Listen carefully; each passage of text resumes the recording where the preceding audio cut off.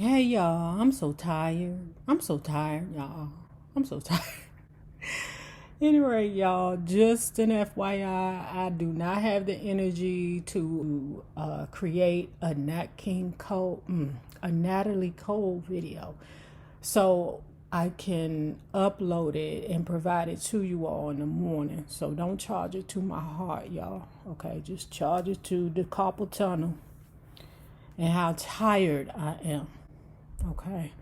The next thing is here's your bling video. We're not getting views, but I'm not exactly sure why we're not getting views because the book club gets views. You know, even if it's not like a lot of views, we still get traction, right? So y'all just make sure you like the video, you share the video, you tell a friend about it, and make your comments about who you think the characters are. This video, I believe, got Russell Simmons' lisp all over it. Lamont fixed his gaze on her. She really was a beauty compared to the other girls in her group. She was practically a supermodel. Actually, it's Mary Jean. She began to babble. Why wasn't he saying anything? Coming here alone might have been a mistake. She should have brought Kenny, with a hyphen, you know. Lamont crossed his arms and began having visions of what she could be. At first, he had thought their audition was going to be another next situation, like the 20 or so groups that had come before them. But when Mimi sang her solo verse, it was like the other two girls had disappeared. That's because Mimi got that it thing, okay? Sounding like a predator, fucking predator. That's all I hear. Who y'all think Lamont is, y'all? Some of y'all are saying that it's L.A. Reid. Y'all, who y'all think it is? I think it's L.A. Reid. At first I thought it was Andre Harrell, but I think it's L.A. Reid. And I never thought L.A. Reid, not my L.A. Reid, not LaFace. But then again, one of y'all pointed out in the comments that Russell Simmons is a germaphobe. So, yeah, that's an option also. Especially since we think Liar Cohen is witchy. Where the hell is Babyface in all this? Is he a part of this shenanigan? But when Mimi sang her solo verse, it was like the other two girls had disappeared. And then it came to him in a moment of divine inspiration. He didn't need a girl group. He just needed one girl who could mold into a pop star. And when he accomplished that, the Augusta job was going to be his. No one called him a one-trick pony. But everyone calls me Mimi, she continued, waiting for him to speak. But you already know that, right? So Marie Jean was my father's mother's name. My dad was Haitian. Lamont continued to stare at her. Would her hair look decent if she shook out those mousy brown curls? He liked what he saw. Otherwise, the cafe au lait skin, the long legs, and yum those juicy lips that had natural rosiness. Y'all, remember when we read the Faith Evans book and Diddy took her and turned her into something else? I mean, she had the same voice, but he made her go to the tanning bar. She had to lose some weight. I think she went and got a tummy tuck. She had to dye her hair. She had to do all kinds of stuff because Diddy was like, oh no, you can't come in here looking all average. You know, you already a red bone. You got that on your side, but you built bad, girl. Lamont continued to stare at her. Would her hair look decent if she shook out those mousy brown curls? He liked what he saw otherwise. The cafe au lait skin, the long legs, and yum those juicy lips that had a natural rosiness. Her dark sweater, which looked like it needed a serious dry cleaning, made it hard to determine if she had anything going on up top, and her baggy pants made it hard to see what was going on from behind. She was almost 5'9", he guessed. As a connoisseur of models, he could determine a woman's height within an inch at a glance. Child, ain't that Russell Simmons? Ain't he a model chasing hoe? And he likes them tall, child. He loves them tall, even though he is barely 5 foot, y'all. Let your hair down, Lamont commanded. Mimi blinked several times. What? Girl, I'd be all uncomfortable. I'd be uncomfortable. What? What the hell? You're making me uncomfortable. In a way, and then he just was like, let your hair down. Ask me in a different way, because the way you sounding now is real perversionist or real predatorialist. It's disgusting. Let me see what you look like with your hair down. That's better, Lamont said with some irritation because he didn't like to repeat himself. It wasted time. Mimi tugged the band out of her hair and shook her curls out. Okay, Lamont said neutrally, throwing his feet up on the ottoman. So, sweetheart, this group you're in, it's called ... Before she could reply, his attention turned to something buzzing in the pocket of his gray cashmere sweatpants. He pulled out a cell phone, looking at the caller ID, and tossed it onto the table. Heart song, Mimi answered brightly. Lamont smirked. Your manager come up with that? No, she said, slightly offended. I did. And you're proud of that, I can see. Well, we want to sing songs that you know mean something, she said, trying to read his manner to decide what she should say next. I can do this, she told herself. Songs from the heart. She continued, as full of herself as she could manage. We don't want to be singers who just look good. We want to touch people with our music. Touch people, he said, and let out a noise that sounded like he couldn't decide whether to sigh or laugh. Honey, you can't touch people. This time he spit out the word touch as if it were a piece of lint stuck on his tongue. Unless they hear your music. And people won't hear your heart songs unless they buy your record, which no one will do if they don't hear your songs playing on the radio first. And you won't get any radio airplay if you can't steal the programmer's attention away from the 50 other singles that come their way every week. That's the realest shit you ever heard. And even if your songs are on the radio every hour, on the hour, people won't be interested in laying out their hard-earned cash for your album if they aren't interested in you. So don't turn your nose up at looking good, baby, because at this moment, looking good is your best asset. Though struck by his cold assessment, she managed to say, Really? I thought my voice was. Her naivete amused him. Neck and neck, I'd say. He looked down and noticed a hole in the heel of her sock. Oh, God.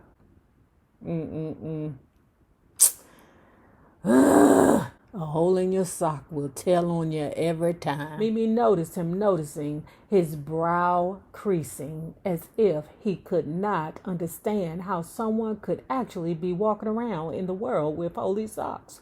He probably had socks that cost more than her boots.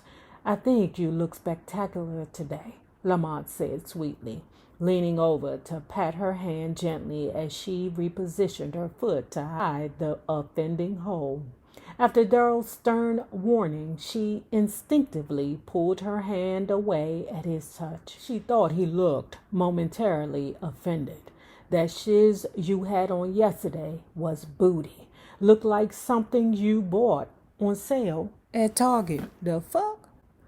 I wear Target shits all the time. Target and the Gap is my shit. No one in Toledo used the term booty, but she could tell he meant it was tired, tacky, or something along those lines. She thought so too, but Kenny had insisted. Is Jean your last name? Another phone rang and she paused, thinking he might get up to answer it. He didn't move an inch or glance away, and it stopped ringing. No, she said, my full name is Jean Castiglione. As she pronounced her last name, he looked like he had just gotten wind of a foul odor. Damn, baby, that is a mouthful. Sounds like some mafia shiz. His cell phone started vibrating on the table again. He looked at the caller ID but did not pick up. Good Mimi thought. Pay attention to me. He was going to offer them a deal. She could feel it.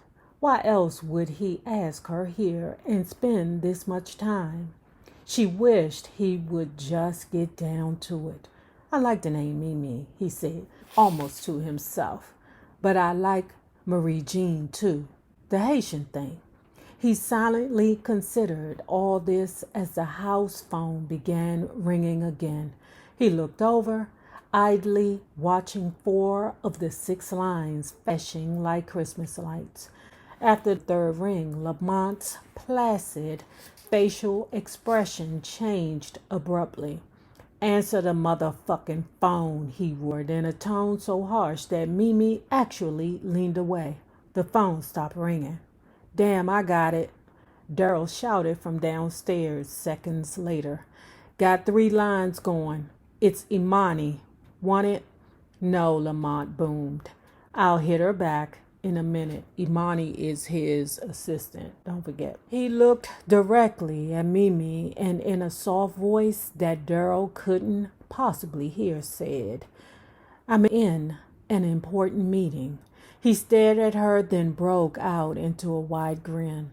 Well, Mimi, he said, welcome to the triple large family. He stretched his hand out in her direction. She didn't take it. She instinctively put her hands up to her face, shaking with excitement. You mean we're signed? You want us? We, he snapped. I don't see any we in here. What do you mean? She sputtered, eyes wide. I thought you called me because you didn't like Kenny, our manager. You're right. I don't like Kenny. We don't either, she stammered. Not really, but he was the only person we knew in Toledo. She began jabbering faster and faster, and Lamont just let her go. I mean, I'm the lead. I can make decisions, and we can get rid of Kenny. I know he's an amateur, and so are your 2 little friends, Lamont said smoothly. I'm signing you, Mimi, as a solo artist. You have the voice, you have the look, you have it. They don't. Forget it. She was dumbstruck. He slid closer to her on the sofa. She smelled sweet and clean, like a mixture of Dove soap and licorice, and he felt a stirring in his groin. Now he commanded, as if contracts had already been signed. We have a company apartment. You'll stay there. It's completely furnished. If you want, you can move in tomorrow and send for your things. Or you can go home, get everything settled, and we can wait until next week. She looked down at her unpolished, bitten to the quick fingernails. She hadn't heard a thing he'd said since. Forget them. Forget Toya and Keisha? How could she do that? Talk to me, he said evenly. She didn't know what to say. You want a contract, don't you? Yes, she said softly, but for the group. She looked at him pleadingly, moistness rimming her brown eyes. I know they're your friends, honey, he said soothingly, but they aren't as talented as you. It might sound harsh, but this is a harsh business. If you want to do this, and I can see that you do, you have to recognize that. What's up with this honey stuff? It's weird. It comes off weird. I've never heard a man, and I'm from up north. Well, wait a minute. Wait, hold on. This guy's from the South and he moved up north. No, that's Daryl. That's from the South and came up north. But that's strange for a northern. Well, I didn't even know men said honey. I didn't know that.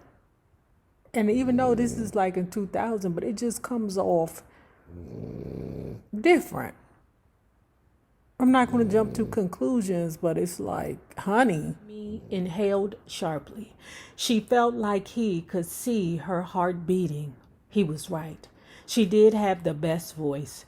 They all knew that, but that was why she was the lead. Doing this without Toya and Keisha had never entered her mind. They were a group. Sensing he was making headway, Lamont pulled out the line that worked like a charm with every woman he'd ever wanted to get into bed. "You're special," he cooed, pausing to let the words take effect. "Talented," another pause, "and beautiful." She was flattered, but she heard herself saying, "I can't." The words sounded lame even to her. She couldn't even imagine going solo. It would be like shedding her security blanket, and she was not ready to do that. And Toya and Keisha would be devastated. She couldn't do it. She wouldn't. "What a shame," Lamont said, his friendly tone cooling. She would come around, but he didn't have all day to play guidance counselor to this child. He had a massage scheduled for 6. "They're my best friends," she said, flushing with anger. If he was so tough, why couldn't he tell Toya and Keisha to their face that he didn't want them? Lamont wanted to tell her how many times the supposed best friend of some girl he was effing tried to give him some vagina on the sly. And that chunky girl with the braids, Laquifa, or whatever, she had hoe written all over her. He was quite certain that if she had been called for a meeting here today, she would have sucked his penis and swallowed if she thought it would earn her a solo deal. He'd received oral favors for a lot less.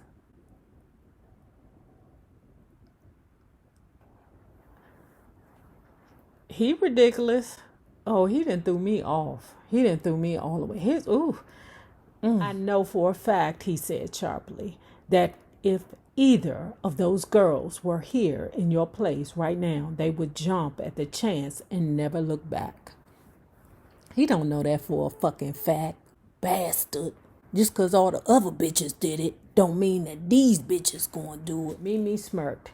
He knew that for a fact, did he? Toya and Keisha would never dump her to take a solo deal, would they?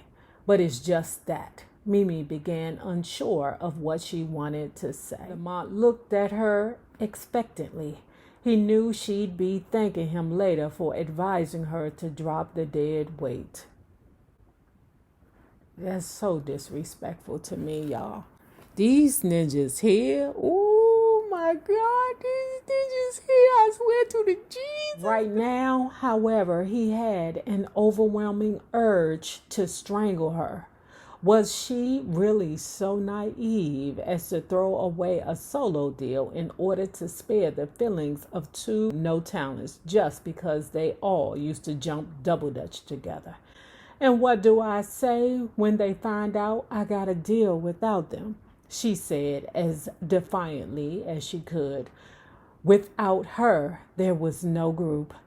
How could she ever face them? "Hey, that's on you," he said. "Maybe they can do background vocals." He stood up.